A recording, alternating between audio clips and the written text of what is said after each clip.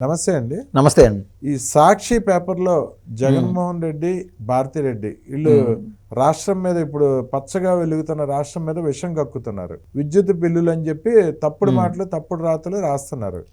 వాళ్ళు 5 ఏళ్ల పాలనలో జగన్మోహన్ రెడ్డి 9 సార్లు విద్యుత్ పెంచిన సంగతి ఏ రోజు కూడా సాక్షిలో రాయరు. జగన్మోహన్ రెడ్డి పదవిలో నుంచి దిగిపోతే డిస్కంలకి ఎగ్గొట్టిన 36,000 కోట్ల అప్పు గురించి సాక్షిలో ఏనాడు రాయలేదు. ఇంకా భయంకరమైన విషయం ఏంటంటే జగన్మోహన్ రెడ్డి దిగిపోయేటప్పుడు డిస్కంలు వచ్చి జగన్మోహన్ రెడ్డి చొక్కా పట్టుకున్నంత పని చేసినాయి. మా 36,000 కోట్ల సంగతి ఏంటి, నువ్వు వెళ్ళిపోతావో ఉంటావో నమ్మకం లేదు, ఎలక్షన్లకు వచ్చేసినాయి, రిజల్ట్ లో నువ్వు రాకపోతే మా పరిస్థితి ఏంటంటే అప్పుడు జగన్మోహన్ రెడ్డి దీన్ని 3 నెలలుగా 12,000 కోట్లు 36,000 కోట్లు మీకు అందే విధంగా నేను కరెంటు బిల్లులు మళ్ళీ పెంచి వెళ్ళిపోతున్నాను. ఆ తర్వాత నేను వచ్చినా ఇంకా ఏ ప్రభుత్వం వచ్చినా ఈ జీవో రన్నింగ్ లో ఉంటది, ఆ విద్యుత్ బిల్లులు పెరిగిపోతాయి, మీ డబ్బు మీకు అందిపోతుంది అని చెప్పి మాట ఇచ్చి వెళ్ళిపోయాడు. ఆ ప్రకారంగా ఇప్పుడు వాళ్ళు ముక్కు పిండి వసూలు చేసుకున్నారు డిస్కంలు డబ్బుని. కానీ దాన్ని ఏ రకంగా ప్రజల్లోకి తప్పుడు ప్రచారం చేస్తున్నాడో ఒకసారి వినిపిస్తా చూడండి. ఈ రోజు సాక్షి పేపర్లో వచ్చిన ఒక న్యూస్ ఆర్టికల్ ఏంటంటే 200 వచ్చే కరెంటు బిల్లు ఎంత 5,000 వస్తుందని చెప్పేశారు.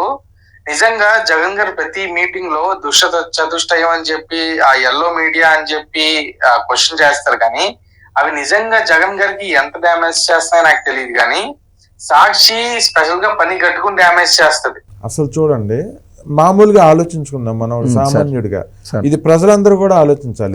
200 వచ్చే కరెంటు బిల్లు 5,000 వస్తుందండి? అసలు వస్తుందా? నువ్వు ఏసీ వేసుకో. అసలు ఏసీ 200 కరెంటు బిల్లు అంటే ఏంటి? మహా ఉంటే ఆ ఇంట్లో 2 లైట్లు 1 ఫ్యాన్ ఉంటది. 200 కరెంటు బిల్లు అంటే ఇక అంతకు మించి ఉండదు. లేదా ఒక చిన్న ఫ్రిడ్జ్ ఏమన్నా ఉంటే ఉండొచ్చు, అది 200. ఆ మాత్రం దానికి 5,000 కరెంటు బిల్లు వస్తుంది అనేది ఒక పెద్ద ఫేక్ ప్రచారం. ఊరికినే రాతలు. ఇప్పుడు నేను అంటానండి, నేను చూస్తున్నాను, నా కళ్ళ ముందే మీరు రోడ్డు మీద ఎవరితో జేబు కొట్టేశారు, 1,000 రూపాయలు కొట్టేశాడు మీరు అని చెప్పి నేను పక్క వ్యక్తికి చెప్తాను. చెప్తే ఆయన ఏమనుకుంటాడు, ఇంకేమన్నా ఆలోచిస్తాడు? ఆయన నిజమే అనుకుంటాడు. నిజంగానే ఈయన 5,000 కొట్టేసినట్టున్నాడు, పర్సు కొట్టేశాడు అనుకుంటే ఆయన చూశానని చెప్తున్నాడు, ఆయన కళ్ళ ముందే జరిగిందని చెప్తున్నాడు అని అనుకుంటారు కదా. ఇది కూడా అలాగే. ఇదేంటంటే 200 వచ్చే కరెంటు బిల్లు అది 1,500 వచ్చిందో 1,800 వచ్చిందో అంటే ప్రజలు ఏమన్నా నమ్ముతారు? అదే 200 వచ్చే బిల్లుని 5,000 వచ్చిందని చెప్పి జగన్మోహన్ రెడ్డి అప్పట్లో మీకు గుర్తుండే ఉంటది, పింక్ డైమండ్ తిరుమల చంద్రబాబు గారు కొట్టేశారు, ఇంట్లో ఉంది. తిరుమల బంగారం అంతా చంద్రబాబు గారి ఇంట్లో ఉంది. తప్పుడు ప్రచారాలన్నీ చేశాడు. తర్వాత ఆయన ప్రభుత్వం వచ్చినాక పింక్ డైమండ్ ఏది? పింక్ డైమండ్ హిస్టరీలోనే లేదు, అసలు లేదని చెప్పారు. పింక్ డైమండ్ నారాసుర రక్త చరిత్ర సార్, నారాసుర రక్త చరిత్ర, మా బాబాయిని చంద్రబాబే చంపించాడని చెప్పి సాక్షి మొత్తం రాశారు. ఇలాంటి తప్పుడు ప్రచారాలు, ఫేక్ ప్రచారాలు చేయటంలో జగన్మోహన్ రెడ్డి ఇప్పటికి అవినాష్ రెడ్డి చేయలేదు, బాబాయ్ హత్య అంటాడు కానీ 5 ఏళ్ళు ముఖ్యమంత్రిగా పాలించాడు, ఎవరు చేశారా మరి అని అడిగితే సమాధానం చెప్పడు. సరే, అవినాష్ రెడ్డి చేయలేదు అంటున్నావు, నీకు సంబంధం లేదంటున్నావు, ఎవరు చేశారు? వివేకా గారు చంద్రబాబు చేయించాడని ఇప్పుడు చెప్పమను. ఇప్పుడు కాదు సార్, ఎలక్షన్స్ ముందైన ధైర్యం ఉంటే చెప్పిండాల్సింది. చెప్పలేదు కదా, ఎందుకు? అందరికి తెలిసిన బహిరంగ వాస్తవం. ఇక్కడ చిన్న గీకిచ్చుకున్నాడు, ఇక్కడ చిన్న కత్తి పెట్టి గీకిచ్చుకొని ఆంధ్రాలో ట్రీట్మెంట్ చేయించుకుంటే ప్రజలు పట్టేస్తారని చెప్పి వెళ్ళిపోయి ఆ తప్పుడు ప్రచారం అంతా బయటపడుద్దని హైదరాబాద్ లో వాళ్ళ హాస్పిటల్లోనే, వాళ్ళ సొంత మనుషుల హాస్పిటల్లో వెళ్ళి చేరాడు. పులివెందుల డాక్టర్లు వాళ్ళ చిన్నాన్న కొడుకు. ఆ పిల్లోడు కూడా ఈ మధ్యన చావు బతుకులో ఉన్నాడు. ఆ డాక్టర్ అప్పుడు కోడికత్తి కేసులో ట్రీట్మెంట్ చేసిన డాక్టర్ అని కనీసం పలకరించలేదండి జగన్మోహన్ రెడ్డి. వెళ్ళి కోమాలో ఉన్నాడు ఇప్పటికీ ఆ పిల్లోడు, అదే అభిషేక్ రెడ్డి అని చెప్పి. ఆ హాస్పిటల్లో చేరి ట్రీట్మెంట్ చేయించుకున్నాడు. కానీ ఆ రోజు నన్ను చంపడానికే కోడికత్తి దాడి చేశారని చెప్పి తప్పుడు ప్రచారం చేసుకుని గెలిచాడు. అది నిజమే అనుకుందాం ఒకసారి, అది నిజమే అనుకుందాము. ఇవాళ గాయపడిన వ్యక్తి ఎవరు? విక్టిమ్ జగన్మోహన్ రెడ్డి. బాధే కదా, గాయపడినాడు. అయితే హింసించిన వ్యక్తి ఎవరు? కోడికత్తి శ్రీను అంటారు. ఆయన ఇన్నేళ్ళు జైల్లో ఉండొచ్చాడు, ఇన్నేళ్ళు జైల్లో వచ్చాను సార్. ఆయన కూడా దళిత బిడ్డ. అంటే వీళ్ళందరినీ దళితుల్ని, ఇది ఒక సపరేట్ సబ్జెక్ట్, 100 మంది దళితుల్ని ఈయన అవసరాలకు వాడేసుకున్నాడు. ఈయన పొడిచినాడు, ఈయన జైల్లో శిక్ష అనుభవించి వచ్చాడు. అయితే ఎవరు చేపించారనేది క్వశ్చన్. అందుకు గాయపడిన వ్యక్తి కదా ఇతనికి 10 కాలాల పాటు 30 సంవత్సరాలు 7 ఏళ్ళు జైలు శిక్ష పడాలని చెప్పి జగన్మోహన్ రెడ్డి కోర్టుకు వెళ్ళాలి. కోర్టులో రావయ్యా అని దండాలు సాక్ష్యం చెప్పడానికి రమ్మని సాక్ష్యం చెప్పడానికి దండం పెట్టి పిలుస్తున్నాయి. ఈయన హింసించబడిన వ్యక్తి కనీసం కోర్టుకు పోలా. ఎందుకు అక్కడ పోయినప్పుడు లాయర్ అడిగే క్వశ్చన్ కి లేదా జడ్జి అడిగే ప్రశ్నకి ఈయన దగ్గర సమాధానం లేదు. నీ గాయం చూపించు, నిన్ను చంపటానికి చేశారంటున్నావు కదా అని అడుగుతారు జడ్జి గారు. ఈయన శిక్షింపబడిన వ్యక్తి, ఈయన కోడికత్తి సీను దండాలు పెడుతున్నాడు జడ్జిలకి, అన్ని కోర్టులకి తిరిగి. నేను జగన్మోహన్ రెడ్డి పొడిచినా అంటున్నారు, నేను కోర్టుకు వస్తున్నాను, జరిగింది ఏందో చెప్తాను. ఈయన తప్పించుకొని తిరగాల, ఈయన కోర్టు పోయి అది న్యాయం అడగాల. ఈయన రివర్స్ ఉన్నాయి, ఎక్కడా లేని. అసలు దారుణమైన విషయం ఏంటంటే కోడికత్తి సీను చేతి మీద జగన్మోహన్ రెడ్డి టాటూ ఉంటది. జగన్మోహన్ రెడ్డికి వీరాభిమాని. సో ఆ పిల్లోడిని అడ్డం పెట్టుకుని డ్రామా ఆడేశారు. కానీ ఆ పిల్లోడి జీవితం నాశనం చేశారు. చివరికి డ్రామా అంతా తెలుసుకున్నాక కోడికత్తి సీను మొన్న ఎలక్షన్ లో కూటమి అభ్యర్థులకి ప్రచారం చేశాడు. Super sir. అది పచ్చబొట్టు వేసుకొని ఆ యొక్క ప్రేమ అభిమానం యాడికి పాదు కదా సార్. మా జగనన్న అనేవాడు. కానీ మీరు చెప్పినట్టు ఆయన అభిషేక్ రెడ్డి ఆయన హాస్పిటల్లో ఉన్నాడు. ఇట్లా టోళ్ళు ఎవరైతే హ్యాడ్ కోర్ గా పనిచేస్తున్నారో జగన్మోహన్ రెడ్డి గారి స్వభావం తెలుసుకోవాలా. అదే సార్ ఇందాక మీరు అడిగిన ప్రశ్నకి ఈ యొక్క విద్యుత్తుకు సంబంధించి గతంలో 36,000 కోట్ల రూపాయలు అప్పు చేసి పెట్టి పోయినాడు జగన్మోహన్ రెడ్డి డిస్కమ్లకి. 9 సార్లు విద్యుత్ పెంచాడు. అప్పుడు ఎవరు అడిగిన వాళ్ళు లేరు. టీడీపీలో కావచ్చు, ప్రతిపక్ష నాయకులు కావచ్చు, బయటకు వచ్చి మాట్లాడితే జైలు ప్రోగ్రామ్ చేశారు అప్పుడు బాబు గారు. చేశారు సార్, కానీ సాక్షిలో రాయరు.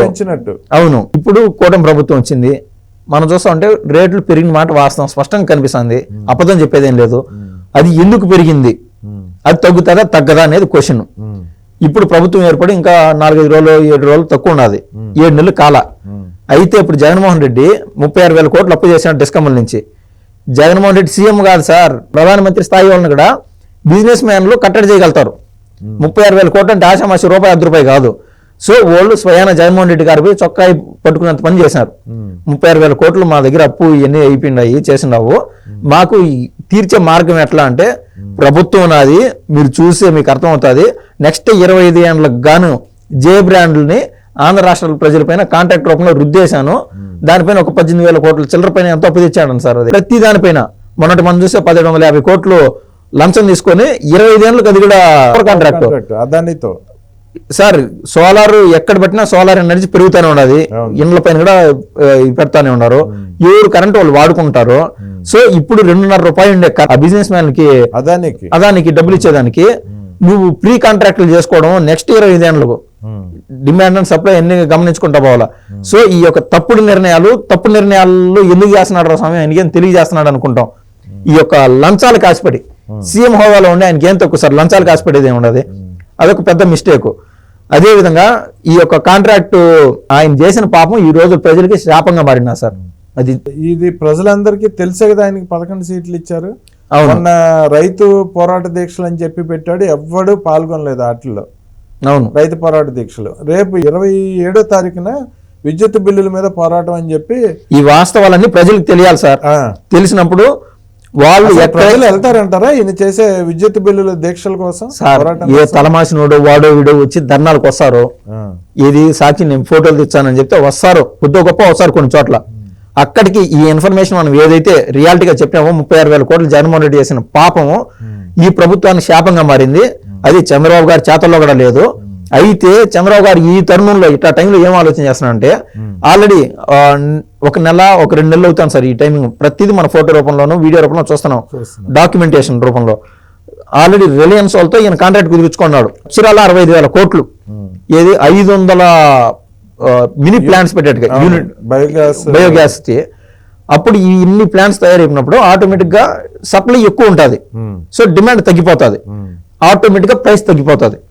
ఈయన చేసిన భారము అట్టున్నది. దాంతోపాటు ఇది ఒక రిలయన్స్ లో ఏది రబ్బరు పడే విషయం ఏంటంటే ఈ యొక్క యూనిట్స్ ఏదైతే తయారు చేస్తారో బయోగ్యాస్ లో అక్షరాల చెత్తను వాడుకొని కరెంట్ తయారు చేసే ప్రోగ్రామ్ అది. రిలయన్స్ వాళ్ళకి కానీ చంద్రబాబు గారిని కానీ ఎంత దూరదృష్టి ఉంటే సార్ ఆ యొక్క కాంట్రాక్ట్ లో ఇన్వాల్వ్ అవుతారు. ఇట్లున్నారు కాంట్రాక్ట్లు అంటే. సో ప్రజలకి ఆయన చేసిన పాపం అనుభవిస్తా ఉన్నారు, దాన్ని ఎవరు ఏమి చేయలేరు. ఉన్నది చెప్పుకోవాలంటే. సో ఒక 3 నెలల నుంచి 4 నెలలు 5-6 నెలలు కూడా పట్టొచ్చు కాక ఈ పాపం అనేది అతి త్వరలో తొలగిపోతుంది. ఆయన చేసిన పాపము ప్రజలపైన భారం భిన్న తొలగిపోతుంది నేనైతే ఆశిస్తున్నాను. ఓకే, అంటే మిగిలి విద్యుత్తులోకి తీసుకొచ్చే రాష్ట్రాన్ని ప్రజల మీద విద్యుత్ భారాన్ని తగ్గించే ఆలోచనలో చంద్రబాబు గారు ఉన్నారు.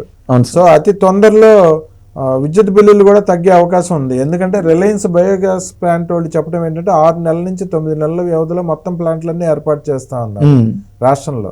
సో ఖచ్చితంగా మిగిలి విద్యుత్తులోకి వెళ్తుంది రాష్ట్రం.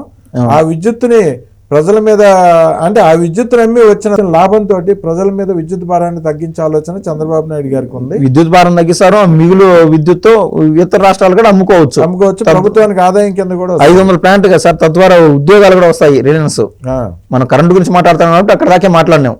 ప్రతిదీ ఏదైనా కానీ కూటమి ప్రభుత్వం వచ్చి 7 నెలలు కూడా కాదు. అవును. సో అన్ని అద్భుతాలు ముందు రోజుల్లో మనం ఇంకా చూడబోతున్నాము. ఇప్పటికే చాలా అద్భుతంగా ఆయన పాలన ఉంది. ఇటువంటి పాలన చంద్రబాబు గారు చేసే ప్రతి ఒక్క అభివృద్ధి కార్యక్రమం జగన్మోహన్ రెడ్డికి చెంపపెట్టులాగా ఉంది. ఇప్పుడు చూద్దామండి, జగన్మోహన్ రెడ్డి చేసే తప్పుడు ప్రచారాలు, ఫేక్ ప్రచారాలతో సాక్షి భారతిరెడ్డి జగన్మోహన్ రెడ్డిని ముంచేసేలాగా ఉంది. నేనైతే ఈ రోజు సాక్షి వేశారు 200 రూపాయలు వచ్చే బిల్లుని 5,000 వచ్చిందని. తప్పుడు రాతలు, తప్పుడు మాటలు, ఫేక్ ప్రచారాలు, తప్పుడు రాతలు కూడా అతికినట్టు ఉన్నారు సార్. 1700 వస్తుంది, 2200 వస్తుంది అంటే 2200 ఎక్కువే కదరా అని ఆ ఆలోచన ఆ విధంగా ఉంటది. నువ్వు 5000 8,000 రాసేచ్చే ఏంది రాసేది కూడా. ఏదో ఉందంటే మీకు ఉద్యోగం ఇస్తామంటే సాఫ్ట్వేర్ ఉద్యోగం నెలకి జీతం 90 లక్షలు అని చెప్తే 40,000 40,000 50,000 అంటే నమ్ముతారు. కానీ నెలకి 90 లక్షల రూపాయలు సాఫ్ట్వేర్ ఉద్యోగాలు వచ్చేస్తున్నాయి మొత్తం దేశం. జగన్మోహన్ రెడ్డి అలాగే చెప్పేవాడు, కోట్లలో ఆదాయం వచ్చేస్తుంది, సాఫ్ట్వేర్ కంపెనీలు వచ్చేస్తున్నాయి, మీ జీవితాలు బాగుపడిపోతాయి, ఇలా చెప్పేవాడు. సాక్షిలో ఇలాంటి ఫేక్ ప్రచారాలు అన్ని ఇచ్చారు కదా సార్. ఉద్యోగాలు, వాలంటీర్ ఉద్యోగాలు ఇచ్చారు, నూడిల్స్ బళ్ళు పెట్టించారు, కడపలో చేపల కొట్లు పెట్టించారు, రొయ్యల కొట్లు పెట్టించారు. రాష్ట్రంలో ఎన్నడూ లేని విధంగా పులివెందులకి ఎప్పుడైనా చేపలు వచ్చాయని మీరు ఊహించుంటారా? రొయ్యలు, ఎన్నెందో పేర్లు. అందరూ హ్యాపీ సార్, మాకు చేపలు వచ్చేసాయి అనుకున్నారు. జగన్మోహన్ రెడ్డి ఫేక్ రాతల్ని ప్రజలంతా నమ్మేలా లేరు. జగన్మోహన్ రెడ్డినే ముంచేసే విధంగా భారతిరెడ్డి ఇప్పటికీ సాక్షిలో ఫేక్ రాతలు, తప్పుడు రాతలు రాస్తానే ఉందండి. ప్రజలంతా చూస్తానే ఉన్నారు. జరుగుతున్నదంతా ప్రజల కళ్ళ ముందే జరుగుతుంది. ప్రజలు అయితే జగన్మోహన్ రెడ్డికి తగిన బుద్ధి చెప్పడానికి సిద్ధంగా ఉన్నారండి. థ్యాంక్ యూ అండి.